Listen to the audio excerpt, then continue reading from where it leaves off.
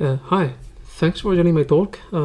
Today I will share with you a real story, how to optimize React web applications for core web vitals.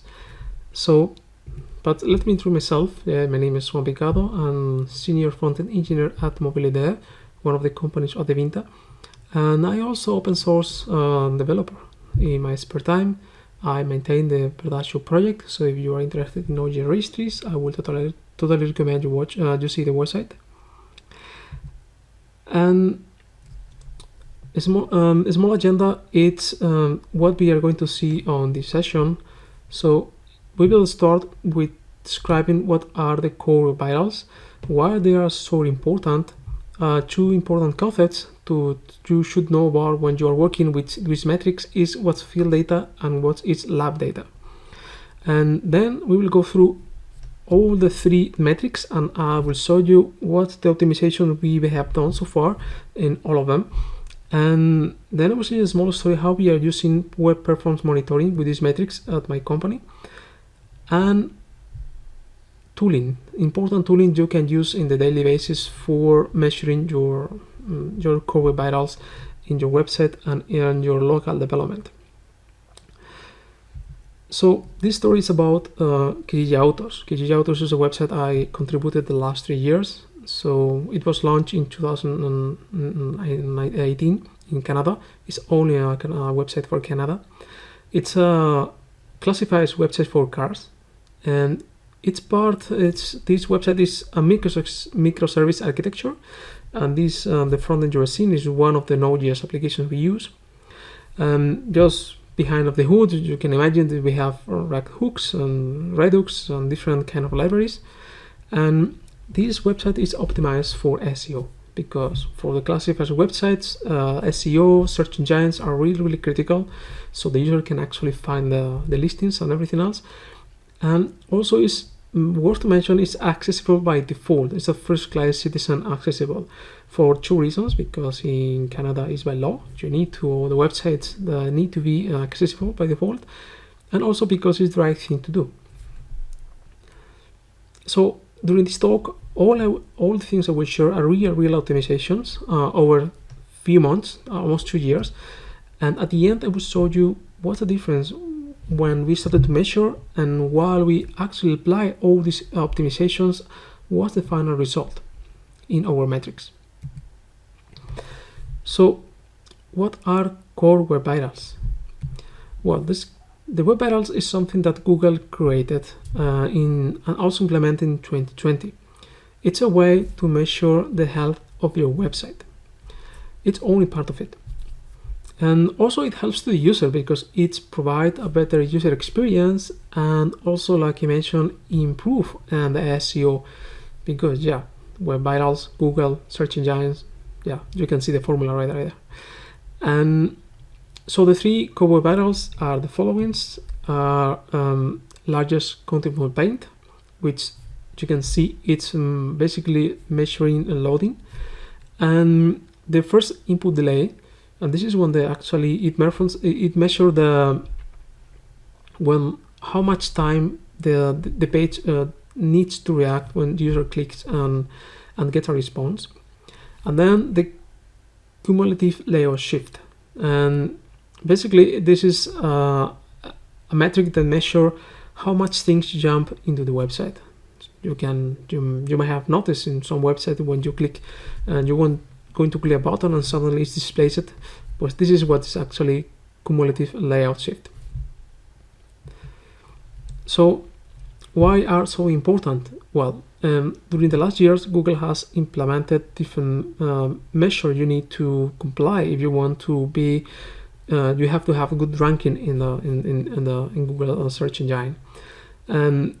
Time ago, the HTTPS, it was mandatory for all websites. So if you're not using HTTPS, probably you won't be on the first page.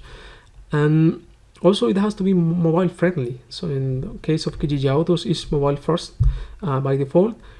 And also you should not have intrusive interstitials. This is the annoying pop-ups you can see when you are navigating. Suddenly it's something pop up and then you don't want it. Of course, there are some exclusions here, GDPR, because it's something that is required by law in Europe, and also the COVID models. That something also was excluded as intrusive interstitials for Google. And then you have the core vitals, like you mentioned, for loading, interactivity, and visual stability. One important concept is the field data. So the field data allows you to understand what the real world users are experiencing, conditions that are impossible to simulate on the laboratory. So it's like when you are measuring your website in your computer, you have only one network. You can modify the network, but this is a collective, a lot of information collected by Chrome, which by users that use Chrome in your website. All this information is collected and saved. So you can actually request the data by just using the domain of your website. It's completely public. There are some limits, only 28 days period, so you cannot see older than that. And this is real world data. So this is how users are perceiving your website. And this is what is named field data. For the other side, you have lab data. And this is synthetically collected in testing environments. So this is when you run your website in Lighthouse, for instance. And this is critical for tracking down bugs or diagnosis issues in your website. So this is one, you can see that in the screen is a Lighthouse score. This is one of the you can measure, but this is something that only runs in your computer on the environment you are running the test. So this does not include what the actual users are actually experiencing your website. This is a way to navigate through your if you have a performance bug and you need to track it down. This is how you get this. One of the metrics that are used is the largest contentful paint, LCP, and it measures the loading performance. It measures perceived loading speed and on what all the pages content has been displayed. For example, when I open a link to buy a pair of sneakers, for instance, the amount of time that passes before I see my sneakers on the screen and their price. And then you can add to the cart, for instance. So all of this is LCP, so all the experience of loading. To give you an example, what we have in our website is usually Google uses the largest element on the screen. Usually this is a hero page. So for instance, in my platform, we have a hero image in the desktop, but we don't have it on mobile. So you need to optimize your website in a way that this image is loaded faster enough, because Google will use this biggest element to calculate when actually the LCP finish. So how can actually you improve the loading speed? There's a lot of conditions that you need to be aware. This apply all to React applications, but also to any other kind of applications. In our case, we use the render to node stream because we have a large page with a lot of components, and this is a native component for native function from React, the render to node stream. And what we use is basically we just stream the render of the website and we save it everything on variable, and when it has finished we just we serve everything to the client. Something important you can do as well is defer important scripts. For instance, you may have like the vendor or specific scripts that are required for loading faster your website. You can use the defer tag in the script. Also, we use CDNs. In our case, we are deploying to Google Cloud, and as you might know, Google Cloud has servers around the world, and so our users are in Canada, so we have CDNs close to the users, so the JavaScript and the CSS it gets faster to their devices. Also, caching. Caching is a good way to improve the performance in your website. You need to allow the users that actually cache in their clients, so you can use the cache control headers, so the clients are able to keep these assets longer as possible until you have a new deployment or you validate the cache somehow. As another website, if you're not using the default fonts from the client, you might have loading fonts, and there is a interesting thing you can use here. For instance, there is a property font loading stop that this actually avoid the CLS. So this basically is used for fallback the fonts from the system until the font files are available. And also this gives you a positive points to the CLS, the cumulative layout shift. Also, it helps to serving the fonts from the same domain. Usually you can use the fonts from Google, for instance, they serve it from their own CDN, but it's much better if you have them from your own domain, especially the fonts, because are critical for your website. Also, I recommend to use WOF2. This is a format, this is a primary source, because they have 30% better compression than over WOF, which is the previous version of WOF. This is a format for the fonts. Also recommend preload critical fonts. So always preload, because you need the fonts for the user actually, and also to avoid this jumping when the fonts are loaded and then the text jumps. So it's much better if you preload the fonts and put them in the critical path. Also, another recommendation is pre-connect the critical domains. In our case, we have our own domain. We actually, if you can see, we use the domain for pre-connect, so the browser can actually negotiate the DNS, the connection faster, even before to request the assets, the CSS and JavaScript. So when the user has to open the connection for downloads as asset file, it already went through this process. Universal rendering, because we do server-side rendering. We are not using Next.js. This is something that Next.js nowadays they do by default, and also we are not using React 18 in this application, but we use a React Universal Component, especially if you have really old legacy, not old, but kind of 2-3 years maybe old age website, and because we need to have support code splitting on the server side. So as you can see, we have here we can use the lazy component. This is a component that we have that basically is just a grab of the dynamic import JavaScript, and basically we have this grabber, and we just display we have a loading component that we display for if we want to display something while this chunk is being loaded, and then with the component. So this component is quite simple to use.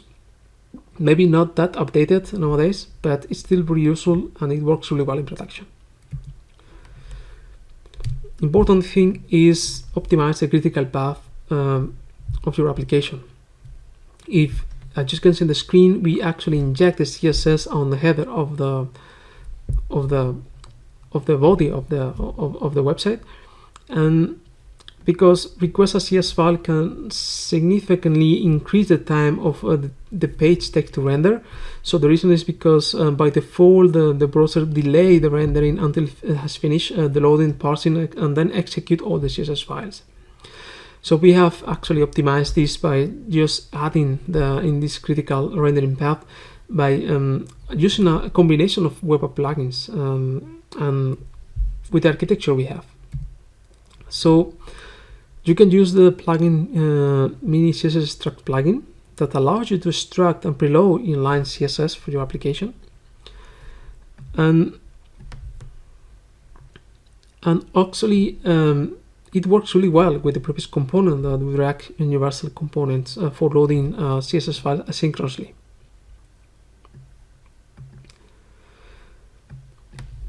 One of the optimizations that actually usually we don't see in many websites is how long are the classes on CSS.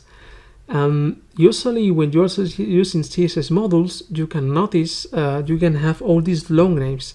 Usually it's the path of the folder. So if you imagine you have if you're not hashing all this properly, or these long CSS classes, this actually increase the bundle size. This increase the bundle size. This increase the body of your the first for the LCP, and we have managed to improve this quite a lot. So this is what we have so far. So you can see in the source code, when you're developing your application on Webpack and you have hot reloading, you are not hashing the CSS classes because it's useful for development. You want to know which component it is, what's the name, and you can fix it locally. But once you release to production, usually what many websites doing are hashing this. And by hashing, you can have this long name on the classes. Are not readable for the public users, but still really long names.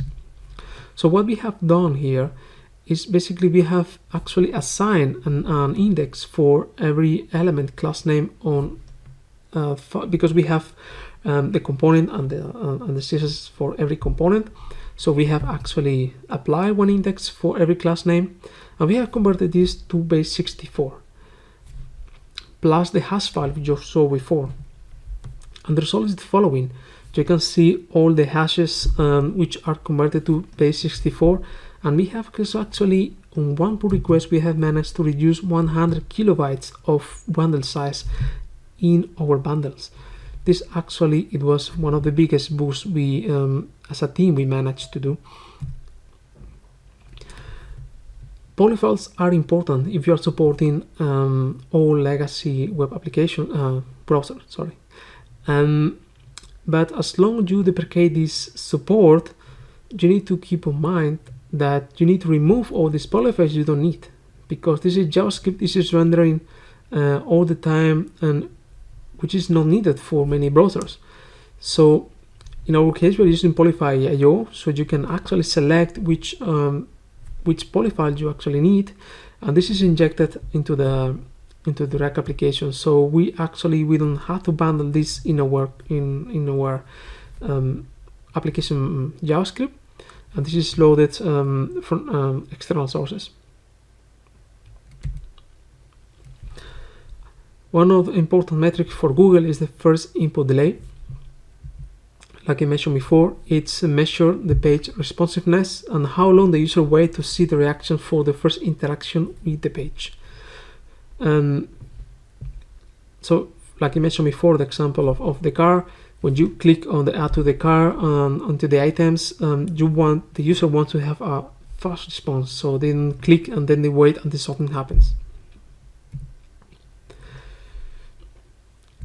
So the long first input delays typically occurs between the first contentful paint, so what the first thing the user see, and the time to interactive, the DTI, because the page has rendered some content but still not reliable interactive. So the user sees something and they want to click, and this is one, and actually this space between when the user sees something and when actually page is ready is when actually the Google actually measure the time when the page starts loading, and is capable to reliable responding to user when the user input quickly. So how you can actually make the browser load faster your web application? Well, shipping less bundle files together. So when you are shipping biggest bundle size like 1 megabyte, 2 megabytes, browser needs to parse this, needs to collect and put all these variables and models in memory. And if you're in your homepage, you don't need to load the edit profile. You don't need to use the detail page of your, in this case for the classified website, you don't have to load the gallery on the homepage. You don't need this.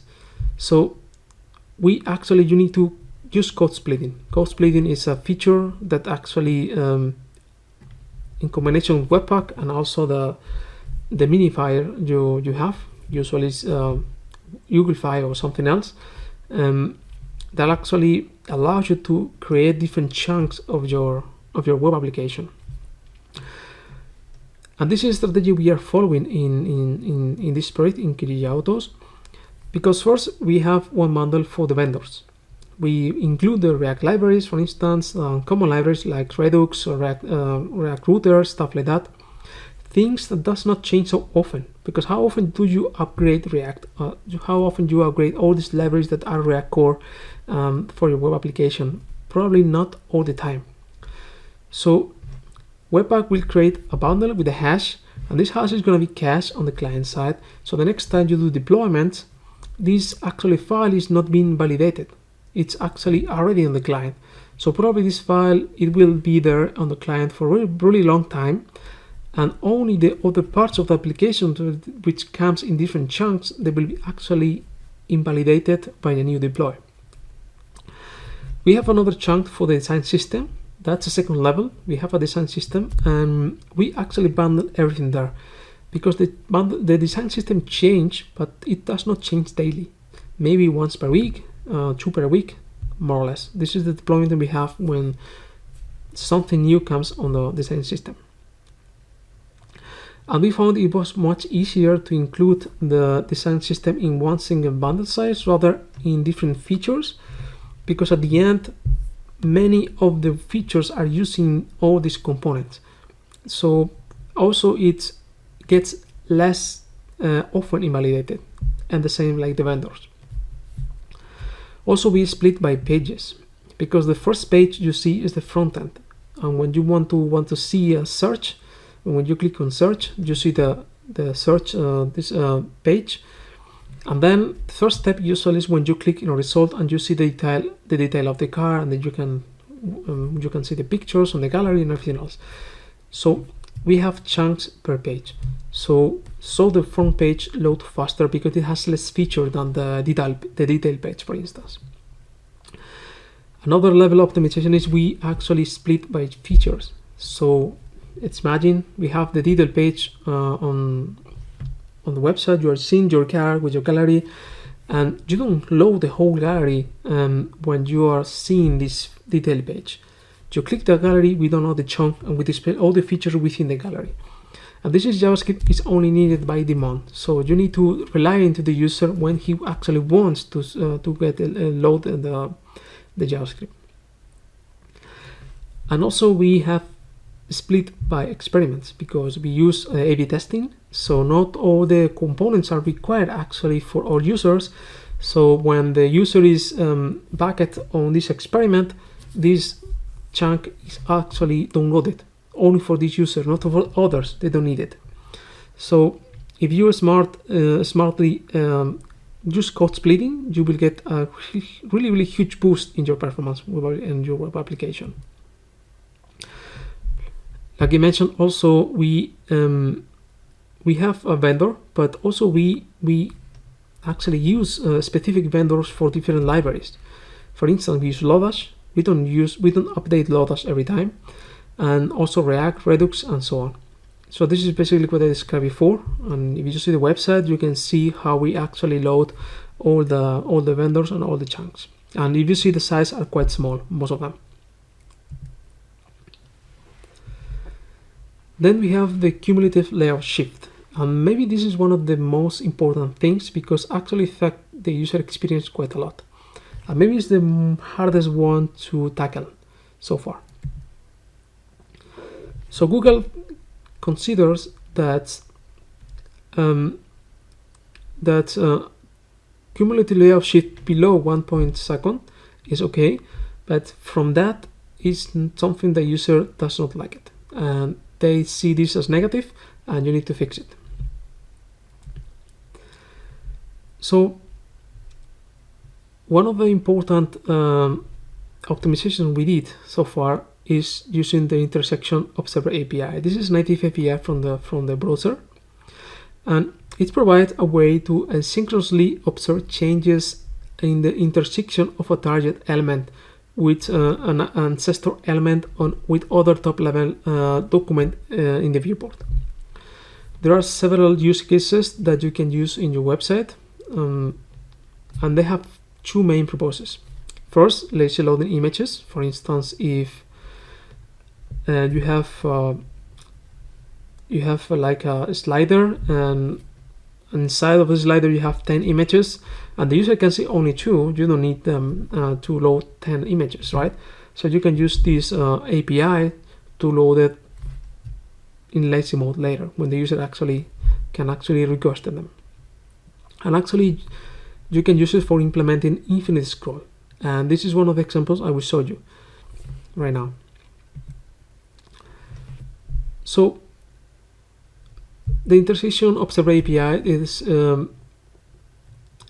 basically allows you to see when element is leaving some container. In this case, I'm using the viewport of the page because I want to see when actually the container is leaving or entering, so I can actually load things more efficiently. So one way to do this in the past, it was using other kind of APIs, but let me show you the next slides. Yeah, for instance, there were native implementations in React. You might have already used the React window component, or maybe the React virtualized. We used to have this one in the past, but we realized we don't need it anymore because this API is supported for the major browsers already. And actually this was the first implementation we had. Once we remove all these components from the website, we actually managed to save few kilobytes. And actually this is native, so it works just well. You don't need to add more listeners to the page and anything else.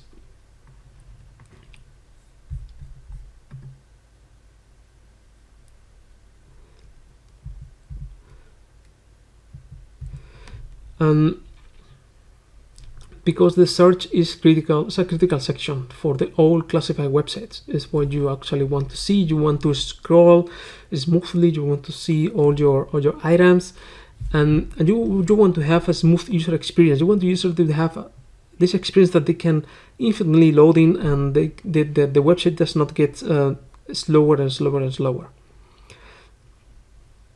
So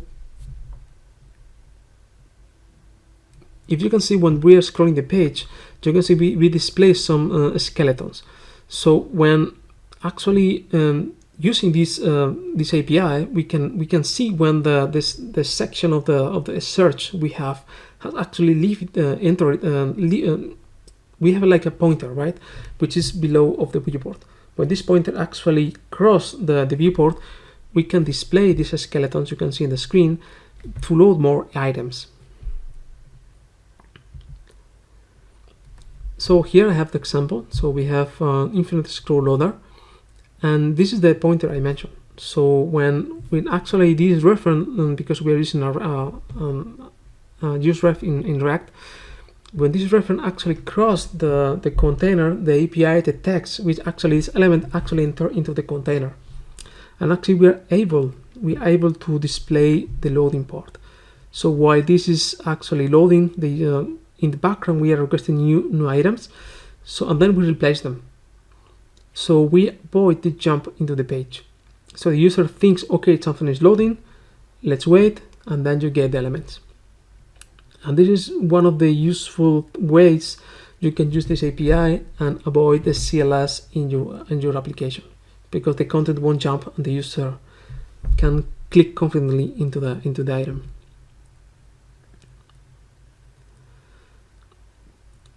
So this is the observer. So we apply observer to this element, and after creating the instance, we target the loading, like I mentioned, and when this actually triggers, we load the new data. There is a lot of details into the implementation. I just try to make it as smaller as possible. But the second part of the implementation is the search result list component, because when you are scrolling a lot of elements in your page, eventually you will have a lot of DOM components in your DOM, and the browser will require more memory, stuff like that. So what we are doing here is actually, when we fetch new data and these elements actually leave the page, we create pages. We have some sort of pagination, and actually we save the height of the previous element before remove them, and we actually keep the space into the page. So when the user go down and back, we can actually render all the elements and we conserve the space, so the user can actually scroll and actually the search container, it never jumps. You can see how the DOMs change, and we save the height, and when the user returns, actually this pointer is returned to the previous state. And this is very useful way how you can avoid CLS by using this reference in React and the intersection observer API. Another example I mentioned before is when you are loading like the images. Like imagine when you have a gallery from left to right, not all elements are actually needed.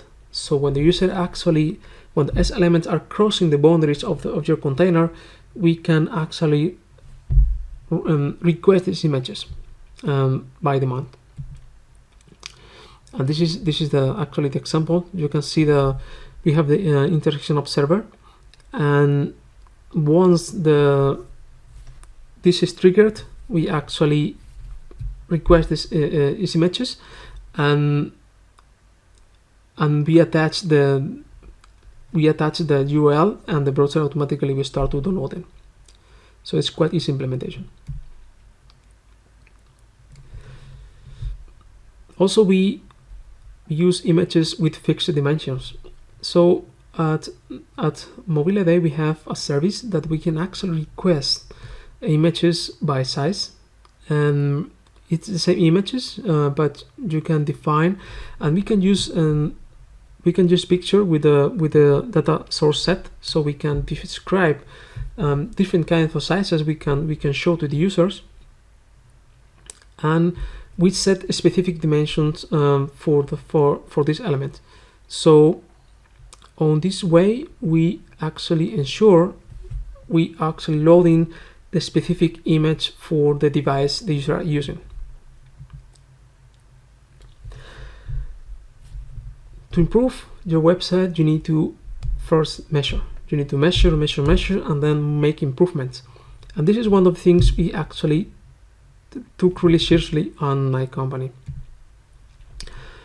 We created a small project, which my colleagues and I, and which we call it Web Performance Report. What we are using is we are fetching information from SpeedCurve.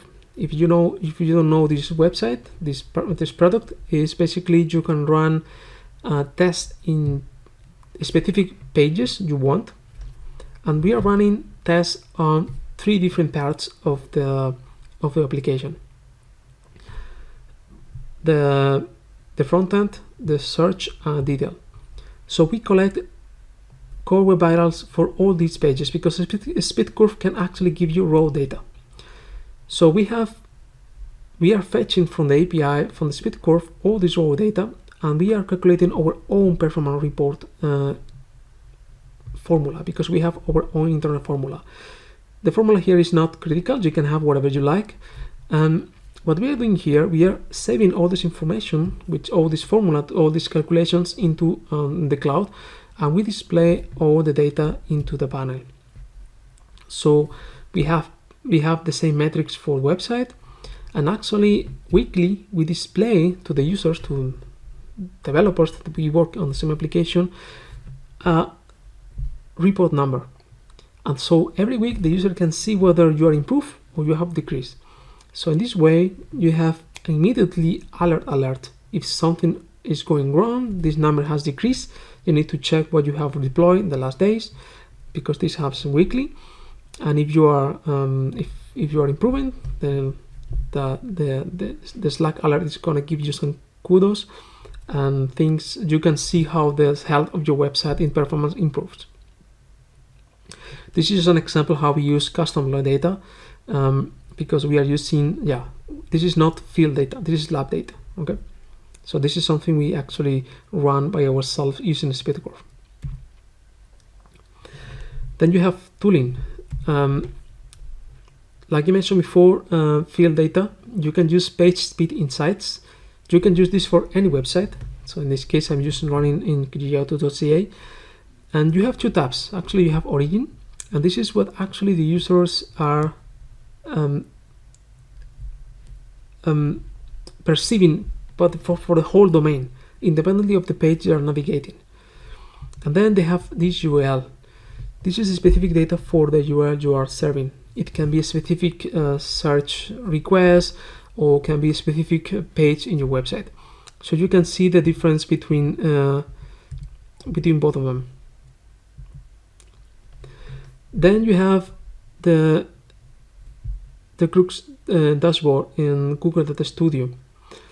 And this is a way you can actually measure the Web Vitals for any website. This is public data. This is using field data. The good thing from this website is include dimensions per device, and includes all Web Vitals, not only the 3 for core Web Vitals. Also include others. You can see on the sidebar. This is more relevant for high traffic website like the one I've been contributing the last years. And like you mentioned, this is open to public, so you can actually measure your competition if you like. So you can measure between your website and how others are doing. So you can see which one is faster, which person has better experience. One of my colleagues from Advinta actually showed me they're using Web Vitals and directly, one of the experiments they are using. And if you want to actually collect data from your website, you can use this component in your application, and you can get CLS, first input delay, and SCP directly from the clients. But yes, here you might need to collect the data by yourself. You can use Google Analytics or something else, but this is something you need to collect. But this is like the raw way to do the things. Okay, so we have done a lot of optimizations on the last years, so I want to show you the results. How was for us? I will go through every metric and we'll see how we have improved or how was decreased in the. So when we started to measure, it was in January 2020, and 48% of the users in desktop and 48% in phone, they have a good experience. After all this optimization, we reached to manage to get to 72% in desktop and 65% in phone. This is a really nice optimization. Obviously, for SCP is not only how fast you load your website, but also how fast is your server and your serving response, especially if you're using server rendering and you need data from the server side. So there is a lot of optimizations here you have to do, but it pays off. The first input delay in the case for classified website is not a big issue because you don't have a lot of heavy components, heavy optimization, heavy calculations on the client side.